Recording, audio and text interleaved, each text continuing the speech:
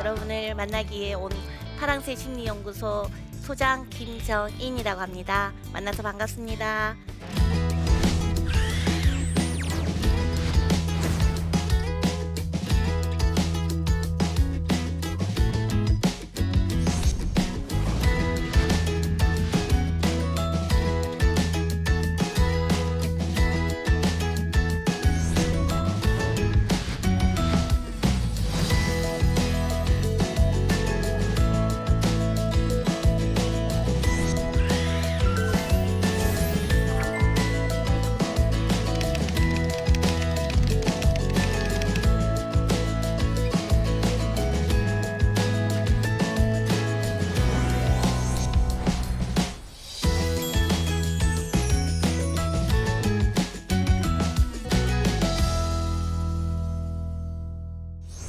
여러분은 오늘 두 다리로 오셨죠? 저는 보시다시피 이렇게 지팡이가 있는 세 다리로 왔습니다. 세 다리로 행복한 저의 이야기, 또 자녀 이야기를 여러분들과 함께 나누고 싶습니다. 감사합니다. 오늘 여러분들과 함께 나누고 싶은 이야기는 자녀를 향한 희망 수저를 들자라는 것입니다. 우리 자녀에게 희망 수저를 어떻게 들 건지 여러분들과 나눠보고 싶습니다. 이 세상에서 가장 행복한 사람은 힘든 수술로 환자의 생명을 살린 의사라고 하는 것이 4위로 나왔습니다. 그리고 3위가 있습니다. 공예품을 완성한 공예 전문가가 이 세상에서 가장 행복한 사람으로 3위로 나왔습니다. 그리고 2위로 목욕 후에 잠든 아이를 바라보는 엄마가 2위입니다. 여러분들도 아이들 씻기고 난 뒤에 새근새근 잠들 때 어떠셨어요? 너무 이쁘고 행복하죠. 네, 맞아요. 그 행복이 2위였고, 그리고 가장 행복한 행복한 사람은 누구였냐면 모래성을 완성한 아이라고 합니다. 아이. 근데 왜 그 아이가 행복하냐면 이제 4가지로 제가 한번 표현해 봤습니다. 부드러운 모래를 만질 수 있어서 좋다. 감사의 마음을 가지고 있어서 좋다고 합니다. 행복하다고 합니다. 그리고 두 번째는 두꺼비 집이 매우 예뻐서 좋다. 긍정의 마음. 여러분들 그 모래성 쌓을 때 부드러운 모래를 만질 수 있어 좋고 두꺼비 집이 예뻐서 좋다고 생각하셨어요? 네, 우리 아이들은 그렇게 긍정의 마음이 있고, 또 하나 부서져도 다시 만들 수 있다 하는 희망의 마음이 있었답니다. 그리고 마지막으로 친구와 함께 할 수 있으니 좋다 하는 화합의 마음. 네, 그래서 우리 아이들이 이렇게 가장 행복한 감사의 마음, 긍정의 마음, 희망의 마음, 화합의 마음이 있다고 합니다. 그래서 행복하다고 합니다. 여러분들은 어떨 때 행복하십니까?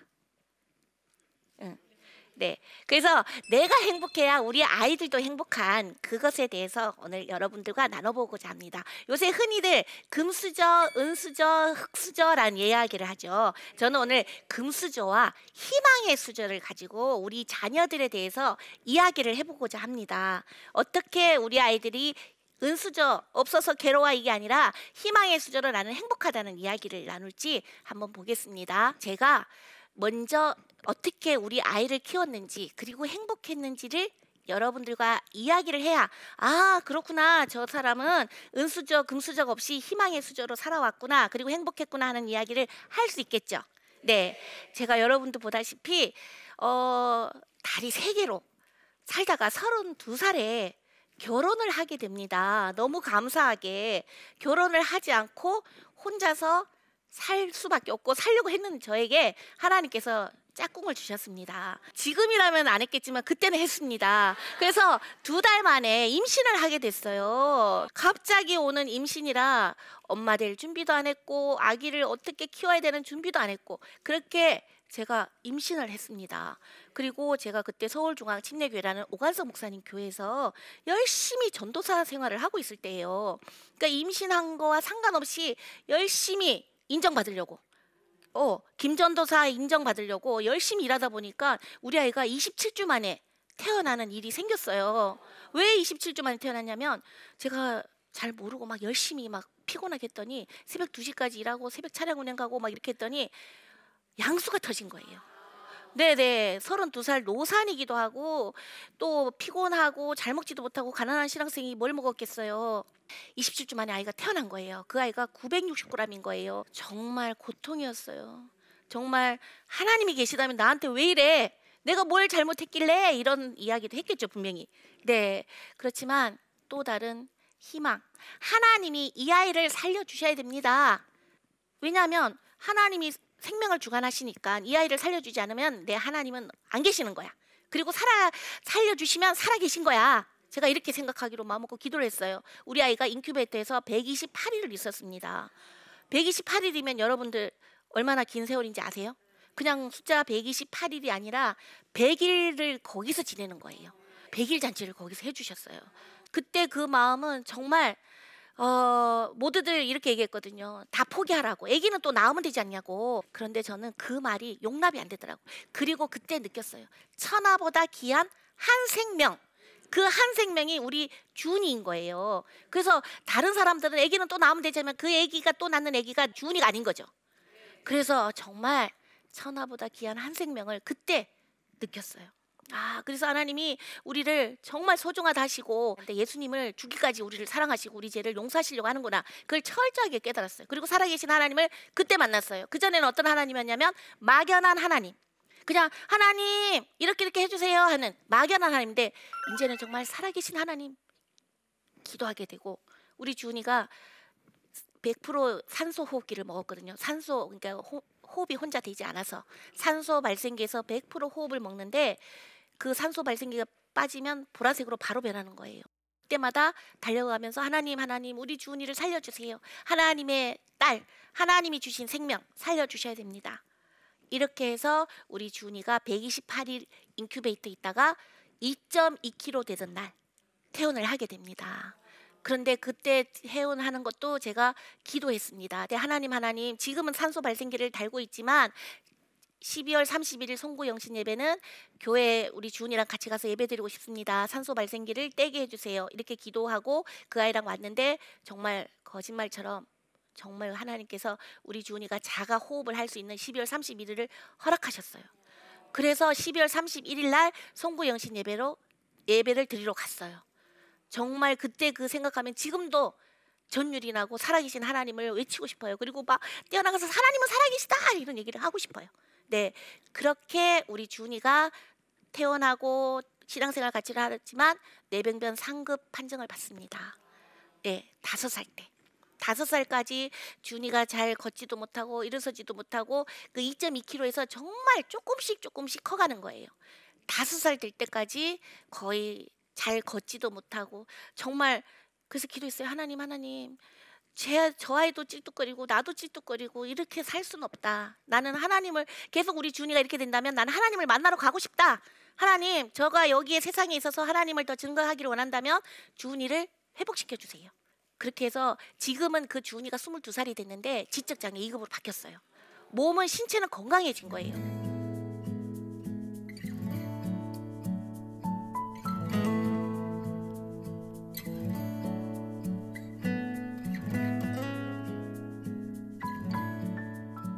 우리 주은이를 만나고 키우고 그러는 와중에 끝이 보였겠어요? 안 보였겠어요? 지금은 자연스럽게 뭐 편안하게 행복하게 얘기하지만 그 당시에는 정말 죽고 싶었어요. 그러면서 또 제가 우리 남편이 저보다 5살 어려요. 그리고 우리 시어른들이 교회를 다니지 않는 분이었어요. 저희 남편은 신학교에서 저를 만났지만 저희 시어른들은 예수를 믿지 않는 분이었어요. 그리고 우리 시어머니가 저한테 이렇게 혹독한 말을 했어요. 저 그냥 5살 많은 저 장애인이 우리 귀하고 순한 아들을 꼬셔갖고 여우 같은 년이 그리고 그냥 저렇게 부실하니까 새끼도 부실하게 낳는다고. 그 말이 저는 너무 상처가 됐어요. 그리고 주은이를 지금 이렇게 편안하게 얘기하지만 그때 당시 주은이가 누워있는 걸 보면 얼마나 슬펐겠어요. 그리고 사람들이 이렇게 얘기해요. 에휴, 이 소리가 천둥처럼 들리는 거예요. 그분들은 작게 얘기했겠죠. 그런데 그게 그렇게 들리고 주은아 너랑 나랑 죽자. 그래서 저희 아파트가 12층이었는데 12층 아파트에서 이렇게 떨어질까 저렇게 떨어질까 이렇게 제가 죽음을 생각했어요. 인큐베이터에서 살려주신 하나님을 살아있다고 막 했지만 또 내가 고통스러우니까 사람들이 또 피드백이 부정적으로 오니까 제가 또 죽고 싶은 거예요. 순간 이렇게 그 나를 부르는 소리가 들리는 거예요. 그러니까 어떤 일이 벌어질 때는 정말 내 마음도 있지만 막 끌어당기는 힘이 있어요. 악한 것이. 그래서 이렇게 하는데 주은이가 갑자기 앙 우는 소리가 나는 거예요. 크지도 않은 소리가. 앙 나서 어떻게 돌아보니까 우리 주은이가 누워 있는 거예요. 내가 가면 저 아이는 어떡하지? 그 생각에 정신 차리자. 정신 차리고 다시 살자. 그러면서 제가 상담을 받으러 가보자. 이 고통스럽고 이 힘든 일을 어떻게 풀어가는지. 목사님들은 기도해라, 말씀 봐라 이렇게 하는데 그게 와닿지가 않는 거예요. 그래서 하나님, 제가 상담을 받아보겠습니다. 그리고 상담을 받으러 갔는데 미술치료였어요. 상담 선생님이 얘기를 하시는 거예요. 새로운 생각으로 전환을 하고 아이를 위해서 힘을 내서 아이를 키워라. 그리고 하나님께 영광 돌려드리는 모습으로 있어야 되지 않겠느냐. 그 이야기를 듣고 제가 조금씩 살아나고, 그리고 우리 주은이가 다시 희망인 거예요. 보니까 그래, 내가 이유가 여러 가지 괴로운 이유들이 있지만 이 아이가 내가 살아가야 될 희망이고 이유인 거예요. 왜냐하면 나는 엄마니까. 그리고 천하보다 귀한 한 생명을 하나님께 내가 허락하신 것을 조금씩 내가 치유되면서 느껴지는 거예요. 아, 그렇구나. 이 아이를 잘 키우면 하나님께 내가 상급을 받지. 그래, 그 상급을 위해서 난 달려가자. 그리고 제가 받았던 그 미술 치료를 공부하기 시작했어요. 나도 이렇게 힘들고 어려운 사람들을 도와주자. 죽고자 하는 그 순간에 사람들을 만나서 그 사람들이 살고 싶도록 만들어주자. 희망을 그들에게 주자. 그리고 이제 상담 봉사를 시작합니다. 그래서 제가 사람들을 치료하고 치유시키고 저도 또한 치유받습니다. 그들을 통해서. 네, 그러면서 제가 우리 아이들의 그 자녀를 잘 키우는 노하우를 여러분들과 나누고자 합니다. 먼저 하나님, 우리 자녀를 책임지시는 분으로 아까 조금 전에 얘기했던 우리 주은이, 우리 아이가 신체는 건강해지고 지적 장애로, 왜냐하면 고등학교 때 판정을 다시 했거든요. IQ 검사를 했는데 그 수준을 못 따라가는 거예요. 그리고 그때 선생님이 말씀하셨어요. 3년은 늦될 거다. 왜냐하면 3개월 빨리 나온 게 학습적으로는 3년이라는 것처럼 늦될 거다, 이렇게 얘기를 하더라고요. 그래서 그게 어떤 거지 했는데 학습이 안 되는 거예요. 따라갈 수가 없는 거야. 그래서 고등학교 때 IQ를 검사를 했더니 45가 나온 거예요. 지적장애는 70 이하면 지적장애 2급이 되는 거예요. 그런데 이 아이가 45를 IQ 45가 나오니까 지적장애 2급을 받은 거죠. 신체는 건강하고 지금 쌀 20kg를 막 들어요. 네, 제가 못하는 일을 우리 주은이가 하고, 그런 주은이가 초등학교, 중학교, 고등학교, 고등학교는 일반 학교에 특수 학급을 갔어요. 그런데 고등학교에서 졸업반에 고3 때 이렇게 얘기를 하더라고. 주은이가, 엄마, 내가 이렇게 일반 학교에 특수 학급을 나와서 시집을 갈 수 있겠어? 나도 엄마처럼 상담사 하려는데 방법이 없어? 이렇게 묻는 거예요. 그러니까 어떻게 지적장애가 그런 얘기를 하지? 저는 우리 아이랑 계속 대화를 했습니다. 희망을 가지고, 주은아, 이렇게 해서 사는 거야. 엄마는 몸이 불편하고 너는 불편한 것이 있는 듯 하지만 없잖아. 하나님이 너를 회복시켜 주셨으니까 기도하고 네가 하고 싶은 일들이 뭔지 생각해봐. 그랬더니 고3 졸업반 때 이렇게 얘기하더라고. 엄마처럼 상담하고 싶다. 그러니 나를 좀 이끌어 달라. 그래서 제가 찾아봤어요. 수능 준비를 안 했으니까 당연히 대학은 갈 수 없고, 그래서 학점은행제라고 하는 그 중계동에 청암예술학교라고 있습니다. 거기 사회복지학과에 보냈어요. 그런데 거짓말처럼 제가 도와주지 않아도 혼자 다 해냈어요. 레포트도 쓰고 그 주간 노인 복지센터에서 실습도 하고, 그래서 올해 2월에 졸업했습니다. 그래서 사회복지사 2급 자격증을 취득했습니다. 네, 이 모든 영광 하나님께 올려드립니다. 그래서 저는 장애 아동을 키우는 엄마들에게 말씀드리고 싶어요. 우리 아이를 내가 장애 아동이야, 장애인이야 제한하지 않으면 그 아이는 정말 천재처럼 해냅니다. 우리 뇌는 단순해서 우리가 넣어준 대로 기억한다고 하잖아요. 여러분 누구에게 너는 바보야, 너는 바보야, IQ 145인 사람한테 너는 바보야라고 계속 멘트를 주면 그 아이가 천재로 살까요, 바보로 살까요? 바보가 된대요. 이거는 실험한 거예요. 근데 우리 주은이가 45긴 하지만 제가 너는 할 수 있어, 너는 할 수 있어, 엄마도 했잖아, 이렇게 이야기를 하니 주은이가 희망을 가지고 그 학점은행제에서 졸업을 하고 졸업식에 가고 사회복지사 2급 자격증을 취득하고, 지금은 엄마 내가 사회를 경험하기 위해서 일단 마트에서 일할래? 그래서 지금 마트에서 그 식품 정리하는 일을 하고 있습니다. 그런데 그 정리를 하는 것이 다가 아니라 관계를 맺는 법을 배우는 거죠. 사람들과 관계. 엄마 팀장님이 나 혼냈다. 왜? 빨리빨리 안 한다고. 그렇지. 빨리빨리 해야 되는 거야. 이렇게 하면서 사회 속에서 우리 준이가 적응해 가는 것을 보면서 너무 기쁩니다. 그래서 지금 혹시 여기 계신 분들 아니면 이 방송을 보시는 장애 아동의 어머님들, 우리 아이가 장애인이라고 제안하지 마십시오. 그러면 그 아이는 장애인으로 살 수밖에 없고, 너가 이렇게 하나님이 주신, 너는 이런 사람이 될 수 있을 거야, 될 거야 하는 희망의 기도와 메시지를 전해주면 그 아이는 살아납니다. 우리 자녀, 장애 아동, 비장애 아동 모두 부모님의 희망의 수저로 그 아이들을 떠먹일 때, 뭘 떠먹이죠? 희망을 떠먹일 때. 네, 그럴 때 우리 아이들은 살아나고 행복해지고 희망의 아이콘이 됩니다. 두 번째 사례는 제가 상담한 사례입니다. 제목은 이렇게 잡았습니다. 당신은 학부형이 아니라 부모다. 이건 뭐냐 하면, 학부형은 이래라 저래라 하는 규칙이 있는데 부모님은 그대로 인정하는 거예요. 제가 지금 쩔뚝거리고 들어왔는데 너 똑바로 걸어, 이렇게 하면 제가 똑바로 걸을 수 있을까요? 안 되죠. 그런데 부모님들은 그렇게 얘기하죠. 야, 공부 좀 해. 공부는 하고 싶은 아이가 있고 되는 아이가 있어요. 그런데 우리 부모님들은 안 되는 아이한테도 뭐라고 얘기하죠? 공부 좀 해라, 이것을. 공부 좀 해라. 그리고 학원 가라, 학원. 아이들이 이렇게 얘기해요. 제가요, 엄마가 학원 가 있을 때 제일 편안하대요. 그래서 저 학원에 가 놀아요. 학원 운영위원이에요. 학원 운영위원이 뭔지 아세요? 학원을 운영하기 위해서 돈 갖다 주는 학생, 그 위원이. 부모님들은 모르시잖아요. 학원에 가면 그냥 안심이야. 우리 아이가 학원 갔어요 하고 안심이야. 학원 가서 애들은 뭐 한다고요? 놀아요. 첫째 줄, 둘째 줄까지만 공부한대요. 그러니까 애들이 얘기해요. 엄마들은 모른대요. 그래서 저는 너무 안타깝더라고요. 여러분들의 부모가 됐으면 좋겠어요. 네, 다음, 겉모습보다 속마음을 보아라. 이거는 뭐냐면, 제가 고등학교에, 실업계 고등학교 특성화고라고 하죠. 그 고등학교에 상담을 갔는데 어떤 아이가 이렇게 얘기하는 거예요. 상담하러 와서, 내가 왜 상담을 해야 돼요? 이렇게 얘기했어요. 그래서 제가 좀 충격받았죠. 그런데 욕하지 말라고 할 수 있어요? 저는 교육자가 아니고 치료사이기 때문에 그 아이 욕을 제가 그대로 받았어요. 왜 왔어? 상담 오지 말지 그럼. 이렇게 그랬더니 걔가 이러는, 선생님이 욕을 하고 그래요. 무슨 선생님이 이래? 이렇게 얘기하더라고.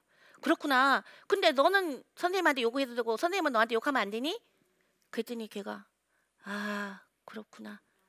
네, 나도 욕을 하고 싶을 때가 있어. 그런데 욕을 하는 게 예의가 아니고, 내가 배운 거는 나가서 욕하면 안 되고 어른한테 욕하면 안 되니까 안 하는 거야. 근데 너는 나한테 와서 첫인사가 욕을 하고, 나는 너한테 욕을 하면 선생님은 왜 욕을 하냐고 하니? 그러면서 그 아이랑 라포 형성, 친하게 되었죠. 친하게 되면서 그 아이가 얘기했어요. 나는 희망이 없다.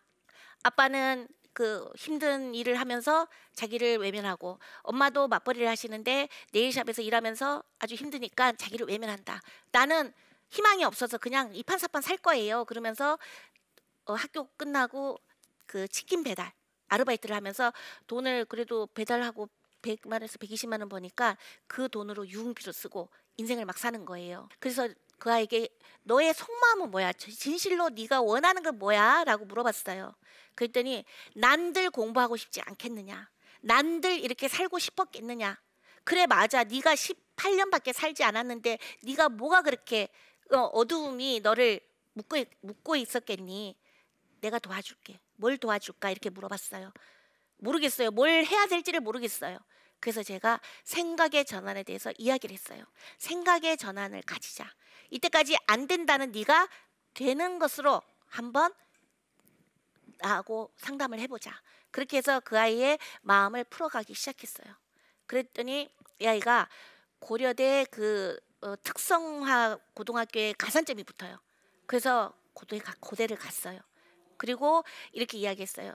공부 안 하다가 학교 오니까요, 따라가기 힘들어요. 죽을 것 같아요. 그래, 그 죽을 것 같은 그것도 느껴봐라. 인생은 그렇게 죽을 것 같은 그것을 이겨냈을 때 너에게 기쁨이 오고 희망이 오고 그게 능력이야. 그렇게 이야기를 해줬어요.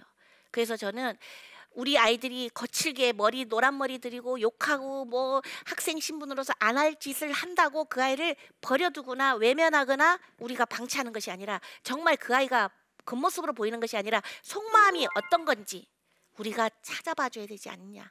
여러분들 자녀라면 어떻게 하시겠어요? 그렇게 외면하시겠어요? 아니면 네 속마음이 뭐야? 라고 물어보시겠어요? 저는 여러분들에게 여러분의 자녀 또는 옆집 아이 또는 여러분이 알고 있는 비행 청소년들이라고 하는 그 아이들, 학교 부적응 아이들에게 속마음을 볼 수 있도록 여러분들이 다가가 줬으면 좋겠다는 생각을 해봅니다.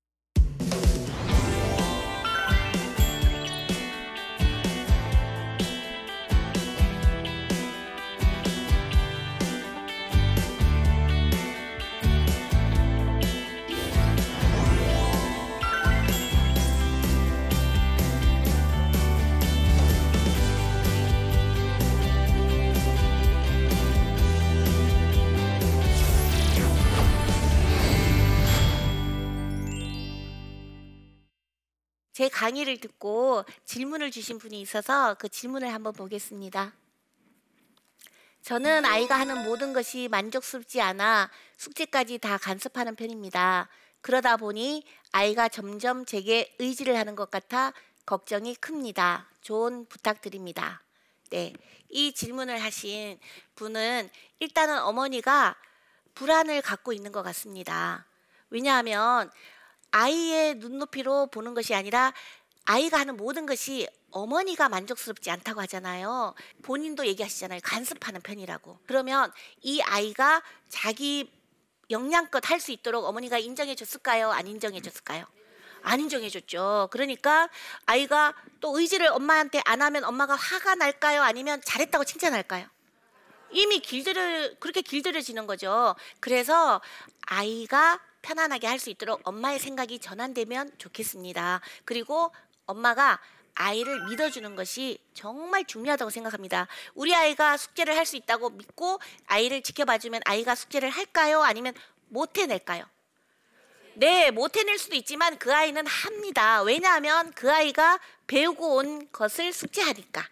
어머니의 불안으로 아이를 측정하거나 몰아가지 마시고 아이를 지켜봐주고 믿어주시기를 권합니다. 네, 두 번째 질문 볼까요? 저희 아이가 잘 사는 친구들에 대해 자격지심을 갖고 있습니다. 그 친구들에 대한 부정적인 생각과 말들을 하고요. 걱정이 됩니다. 어떻게 하면 좋을까요? 여러분들은 어떠세요? 우리 자녀가 이렇게 질문했을 때 그쵸? 걱정되시죠? 네, 맞아요. 저는 일단은 부모님이 이 부정적인 피드백을 들려줬다고 생각합니다. 이 아이가 금수저인지 흙수저인지에 대한 개념이 있었을까요? 어른들의 피드백으로 쟤는 잘 살고 나는 못 살고 이런 자격지심을 가졌겠죠. 네, 그러니까 일단은 부모님의 생각의 전환에 피드백이 필요하다고 봅니다. 긍정적인 피드백. 그래서 아이들을 뭐 너는 어떻게 할래? 쟤는 이렇게 하는데 너는 어떻게 할래? 이렇게 하는 거 옳지 않아요.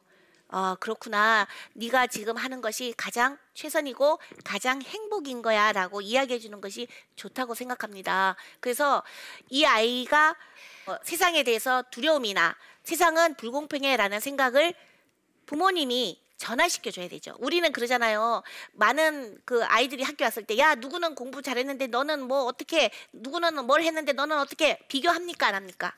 비교하죠. 그 비교가 저 아이가 잘 살고 못 살고 공부 잘하고 이러는 것들에 대한 자격지심을 갖게 되는 거죠. 그래서 저는 부모님이 부정적인 생각을 긍정적인 생각으로 전환시켜서 아이에게 피드백 주는 것이 중요하다고 생각합니다. 네. 오늘 여러분들 내 자녀를 희망을 갖게 했는지 희망을 없애고 있었는지 혹시 지금 생각이 드셨나요? 네, 여러분들 집에 돌아가시면 우리 자녀에게 어떤 피드백을 주시고 싶으세요? 네, 희망을 주는. 그래서 밥 먹을 때도 야, 이 음식을 먹고 너가 너무 행복해지고 건강해질 것 같아. 그러면 반찬이 없어도 그 밥이 맛이 있어요? 없어요? 맛있어요. 그렇게 저는 여러분들과 함께 자녀를 향한 희망 수저를 들자라는 것에 대해서 같이 나눠서 기쁩니다. 여러분들에게도 희망을 드리고 싶습니다. 부모님이 행복해야 자녀가 행복하니까요. 오늘 여러분들 희망 가지고 가십니까? 네, 감사합니다.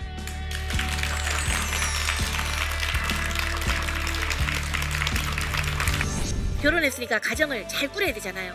어떤 가정을 꾸리고 싶었냐면 누구보다도 행복한 가정. 다들 그런 꿈을 가지지만 행복해요, 안 해요? 언제나 우리는 상황이 변하면 잊어버리고 환경이 변하면 잊어버리고 여보 하고 불렀을 때 당신이 그 자리에 있었으면 좋겠고 애들은 아빠 하고 불렀을 때 아빠가 그 자리에 있길 원한대요. 엄마 하고 불렀는데 엄마가 너무 바빠. 그래서 아이들이 그냥 인스턴트 돌려먹고 이렇게 바쁜 엄마 지금 멈추셔야 돼요. 우리 아이들이 원하는 거는 엄마 하고 불렀을 때 아빠 하고 불렀을 때 그 자리에 있어주는 거죠. 이 프로그램은 시청자 여러분의 소중한 후원으로 제작됩니다.